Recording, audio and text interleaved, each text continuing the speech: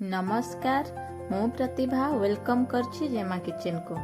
आज मु आपण मानक पई छतुर गोटे सुंदर रेसिपी आनिछि जहार ना हैला छतु टुकटुक। पखाल भात सहित किंबा गरम भात सहित खाइबा को बहुत भल लागे।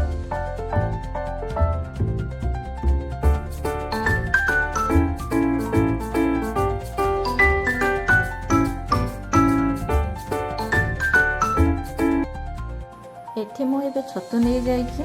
छतु को मीडियम साइज रो काटी नहीं पानी रे हळदी पकेकी ताको भल भाबरे धोई नबा।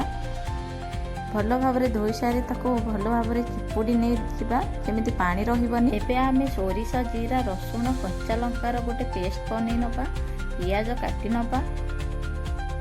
धोई रखिथिबा छतु रे आमे हळदी बटा मसला लंका पाउडर लूण एवं सोरिष तेल दे गोली नबा। गोटे टमाटो काटी नबा। एबे आमे गैस ऑन करी कड़ाई बसई नबा। कड़ाई गरम हो सारे सोरिष तेल दबा। सोरिष तेल रे अल्प किछि सोरिष पकेइबा। तापर पियाज पकेइबा। पियाज को टिके भाजी नबा। पियाज लाल हो सारिला परे आमे काटी रखिथिबा टमाटो को एबे आमे पकेइ नबा।